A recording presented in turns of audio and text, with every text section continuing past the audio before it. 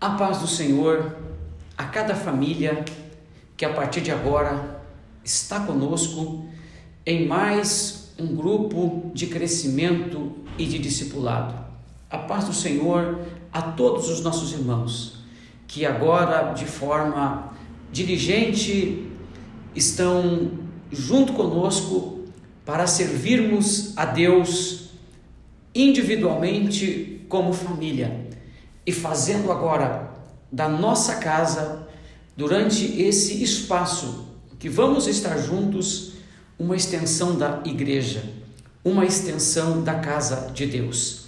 Eu abraço a todos os irmãos de forma muito amorosa, de forma muito carinhosa, e eu quero animar você, eu quero fortalecer você nesse propósito de juntos como igreja, atravessando esse tempo duro, atravessando esse tempo difícil, mas nós mantemos esse propósito de, como família, estarmos trabalhando e fazendo com que os nossos grupos de crescimento e de discipulado, os nossos pequenos grupos, eles possam estarem cada vez mais sólidos, mais firmes. Então eu incentivo você, eu exorto você, em nome de Jesus, a que mantenha a sua firmeza, mantenha a sua postura, que a sua família, ela possa, nesse momento,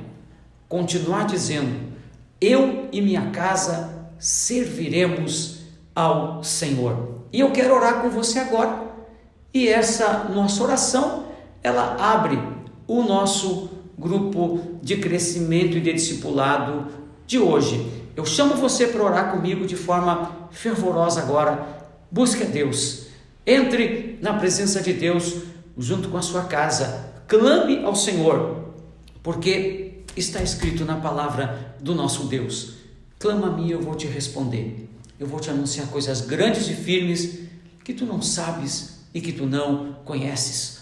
Oremos.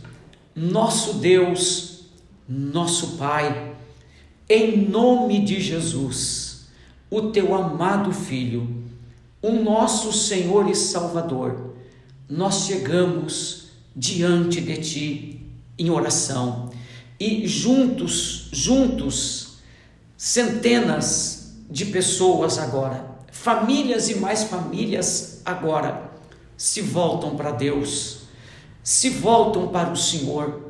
E nós queremos nesta oração render graças ao Senhor e dizer: muitas são as bênçãos, e dizer, meu Senhor, muitos são os benefícios que o Senhor tem operado, que o Senhor tem feito para conosco.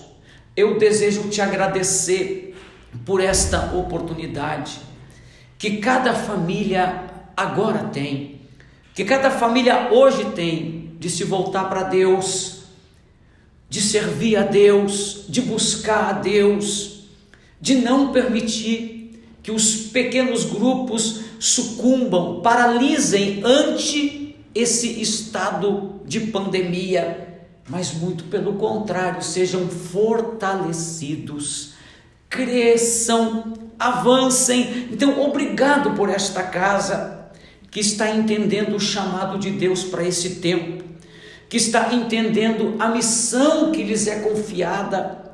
Cada família, Senhor, tem uma missão, cada família foi chamada para esse tempo. Então, obrigado por esta casa, por esta família que se volta para Ti agora. E eu quero orar, Senhor, para que o Senhor abençoe esta família, o Senhor abençoe esta casa. Eu oro pelo crescimento espiritual desta família. Eu oro para que esta família a cada dia esteja inserida na vontade de Deus, cumpra plenamente o propósito que Deus tem para ela.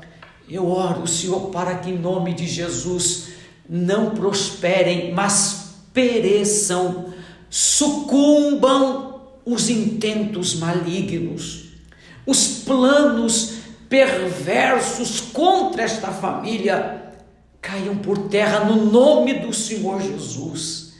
Eu oro para que os umbrais desta casa estejam marcados, assinalados com o sangue do Filho de Deus, identificando no mundo espiritual que esta família é de Deus.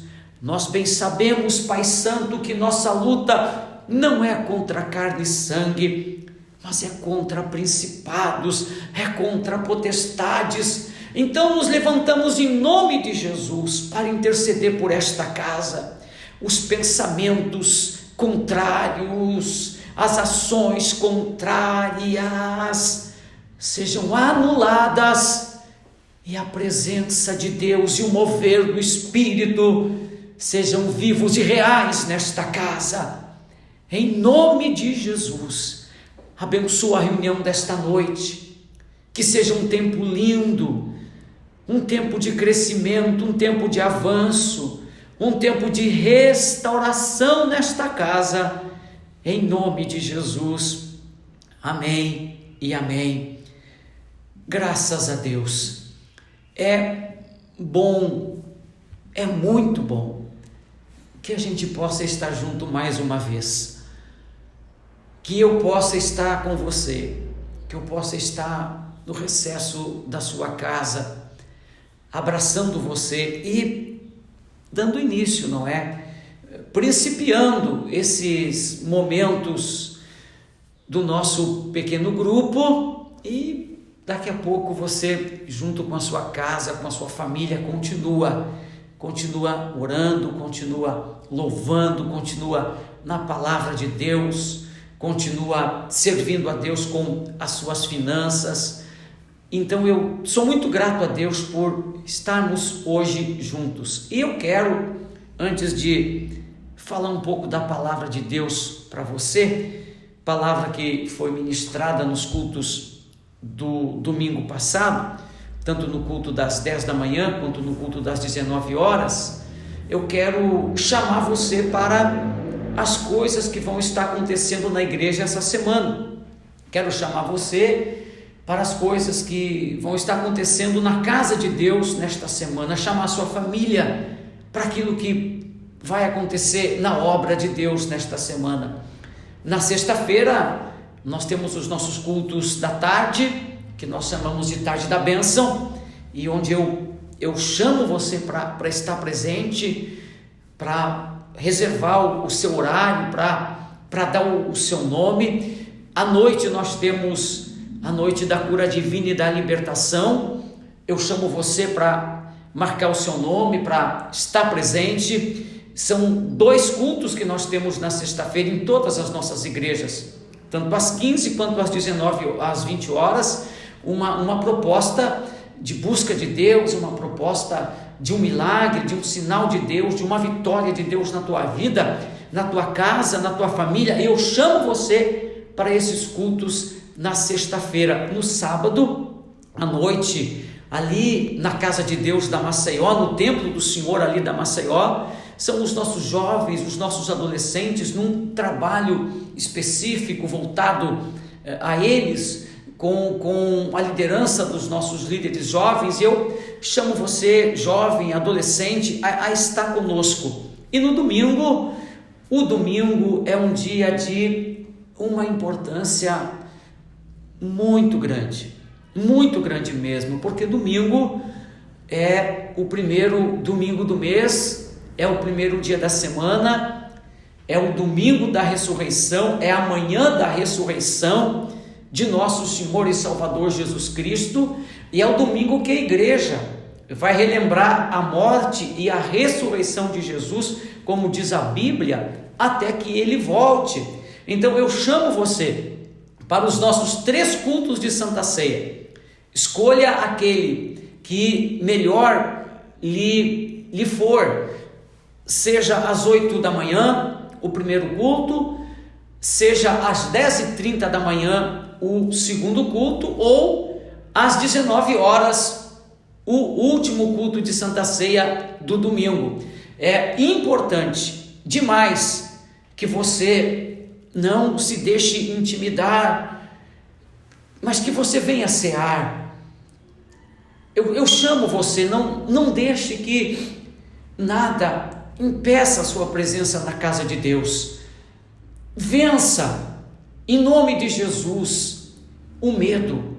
Vença, em nome de Jesus, a indisposição.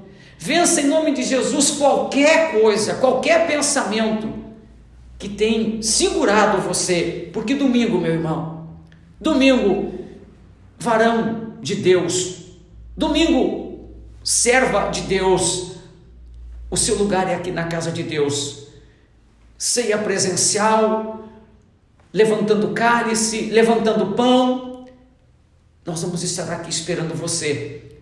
É o grande momento da igreja, é o grande instante da igreja no culto de ceia. Então venha para estar conosco em nome de Jesus. Vamos estar aqui esperando você. Confesse no domingo, aqui na casa de Deus, o teu amor a Jesus e a tua vitória pela cruz.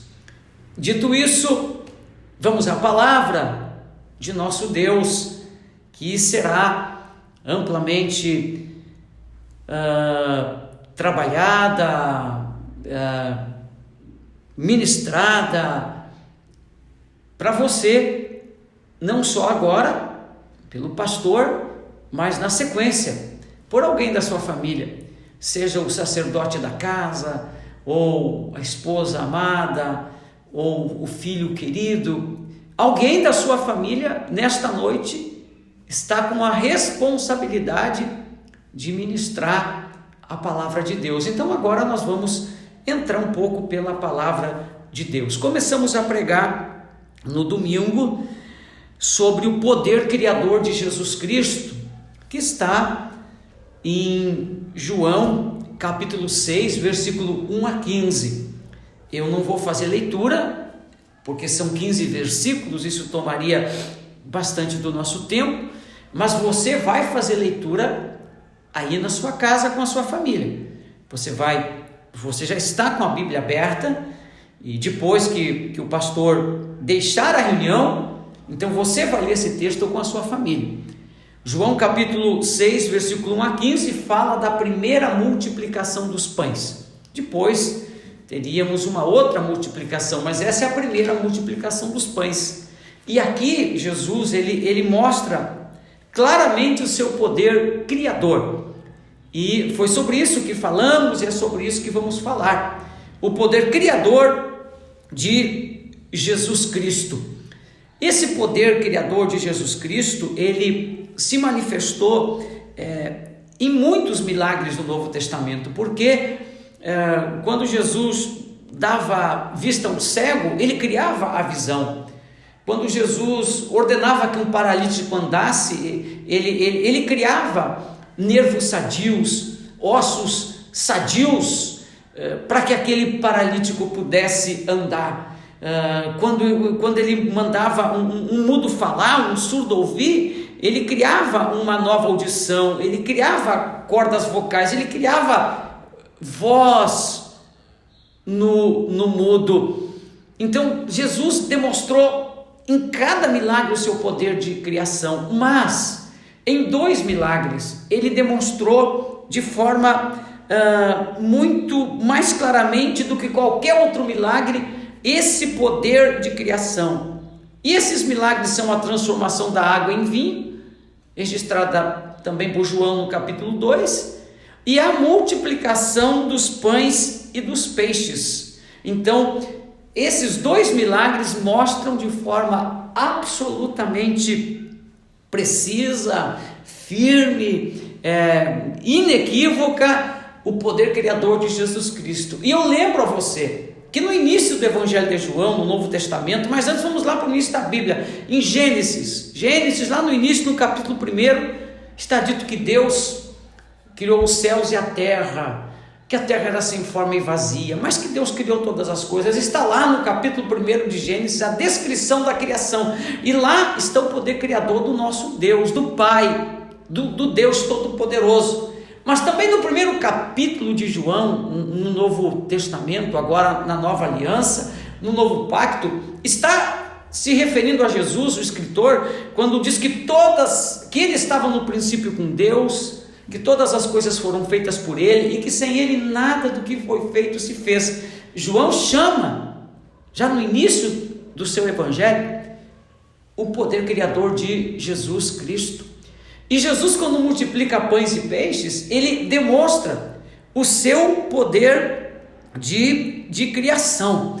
E como é importante, e domingo é a ceia, eu quero frisar isso, os dois milagres criativos de Jesus, transformação da água em vinho e multiplicação de pães e peixes, eles falam dos elementos da Santa Ceia do Senhor. Olha, a gente vai juntando as coisas, como diz um israelense, meu amigo, a gente vai unindo os elos da corrente e a gente então vai ficando cada vez mais impressionado com esse Cristo que faz essas coisas tão tremendas e que elas estão ligadas. Então, olha também destacada nos milagres de criação de Jesus, a importância da ceia, tanto que ele diz: aquele que não come a minha carne e não bebe o meu sangue, não tem parte comigo.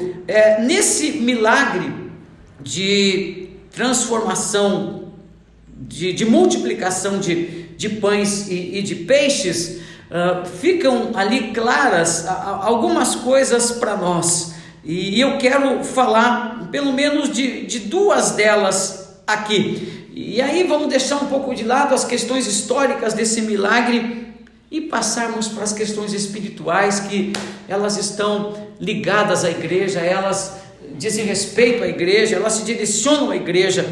No versículo 7 do capítulo 6 de João, Jesus tinha feito uma pergunta para um dos discípulos, Filipe, onde iriam comprar comida para aquela multidão toda. 5.000 pessoas, diz a Bíblia, mas há uma concordância entre os teólogos, entre os estudiosos, entre os pesquisadores, que era um número muito maior, porque a Escritura traria apenas o número de homens presentes, 5.000 homens.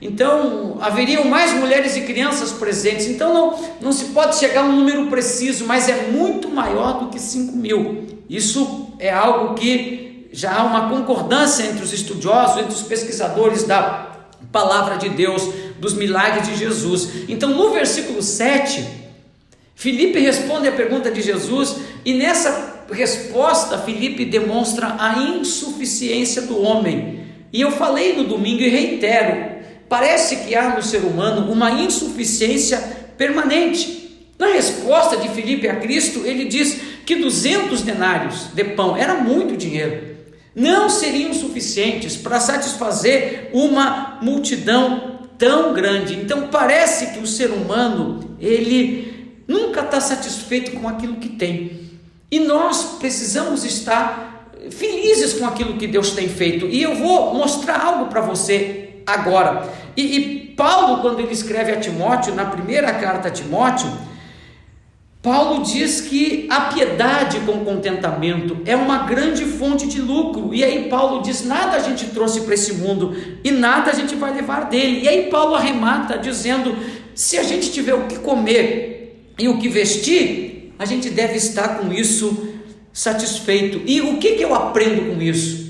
Que eu devo me acomodar, que eu devo cruzar os meus braços, que eu devo assumir uma postura de letargia, de preguiça, de não avançar, de não buscar. Não, muito pelo contrário. Mas Paulo está ensinando, e Jesus ensinou quando ele toma os pães, no versículo 11 do capítulo 6, Jesus toma aqueles 5 pães e aqueles 2 peixes, e Jesus levanta e Jesus dá graças.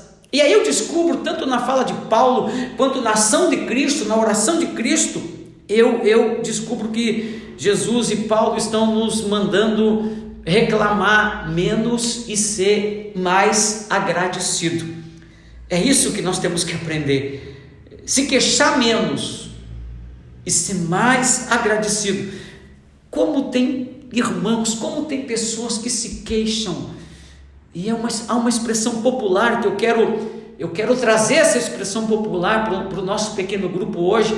Como tem gente que se queixa de barriga cheia. Que você não seja assim, que eu não seja assim, que nós não sejamos assim, que a Igreja do Brasil para Cristo e Canoas não seja assim, porque eu descubro nesse milagre que o poder criador de Jesus Cristo, ele não se manifesta na insatisfação do que eu não tenho, mas ele se manifesta na satisfação do que eu já tenho. Aprendamos isso com Jesus e com Paulo nesse milagre, que o poder criador de Jesus Cristo não se manifesta na insatisfação do que eu não tenho, porque tanta gente é insatisfeita com aquilo que ainda nem tem, mas o poder criador de Jesus Cristo se manifesta na satisfação do que eu já tenho. Paulo disse que por tudo devemos dar graças a Deus, tendo que comer o que vestir, mostre satisfação. E Jesus pega aqueles 5 pães e 2 peixinhos, inexpressivos para os discípulos, inexpressivos para tão grande multidão, mas o que ele faz? Ele levanta e dá graças, e quando ele dá graças, ele está mostrando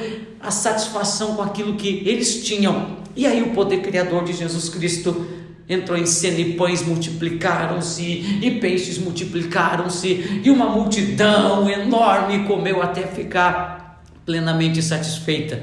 Então, primeira coisa que eu quero passar para você é isso, que a nossa insatisfação, que nos parece permanente, ela seja vencida e a gente aprenda a dar graças a Deus por tudo. Segunda coisa que eu quero falar a você: jamais subestime o que você tem em Deus. André, um dos discípulos de Cristo, irmão de Simão Pedro, ele simplesmente subestimou o que eles tinham.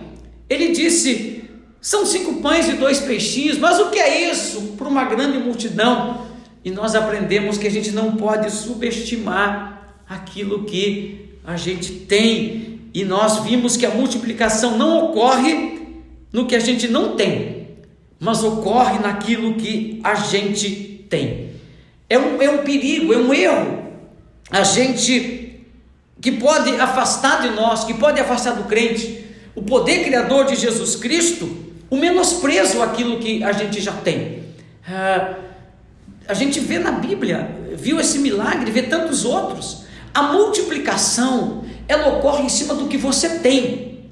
Então não menospreze, não desconsidere, não subestime aquilo que você tem, porque aquilo que você tem, ainda que aos seus olhos seja pouco, isso colocado em Jesus, meus irmãos, vai multiplicar absurdamente. Então, minha palavra para você, minha fala para você: não subestime o que você tem em Deus. Lembra da igreja de Filadélfia? Falamos no domingo, Apocalipse 3:8, uma igreja que tinha pouca força, mas que não negou o nome de Jesus, que guardou a palavra, e essa igreja foi levantada pelo Senhor, foi levada pelo Senhor, e se tornou a principal das 7 igrejas, aquela que o Senhor louvou, aplaudiu, reconheceu, mas ela tinha pouca força, mas não subestimou a pouca força que tinha. Não subestime o que você tem em Deus. E terceiro, para nós fechar, é preciso que a igreja crie uma cultura de confiança em Jesus Cristo. Jesus orientou os discípulos que mandassem a multidão se assentar. Uma ordem que, para uma multidão intranquila, para uma multidão com fome, uma ordem que parecia não ter muito sentido, não parecia muito óbvia.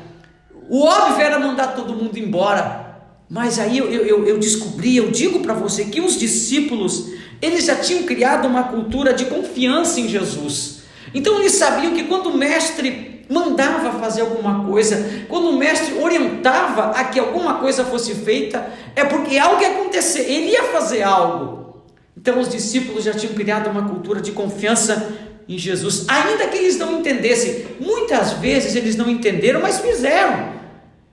Como Pedro, por exemplo, que na cobrança do imposto do templo, lá em Cafarnaum, Jesus disse para Pedro: vá ao mar, jogue o anzol, o primeiro peixe que você apanhar, abra a boca dele, e lá vai ter uma moeda de 4 dracmas, entregue-a para pagar o meu imposto e o seu. Então, eles já tinham uma cultura de confiança em Jesus Cristo. E aí eu fecho essa pregação, e eu faço um link, fechando com o título: O título é o poder criador de Jesus Cristo. Mas tem uma coisa que é você que tem que criar, é essa cultura de confiança em Jesus. Então nós como igreja temos que criar essa cultura de confiança em Jesus. Nós não podemos subestimar aquilo que nós temos, se for posto em Jesus, se for posto em Deus, e nós temos que mostrar satisfação com aquilo que o Senhor já nos deu. Eu agora saio da reunião, mas a reunião continua com você, com a sua casa. Um abraço forte, que Deus lhe abençoe, e como eu sempre digo, a paz do Senhor.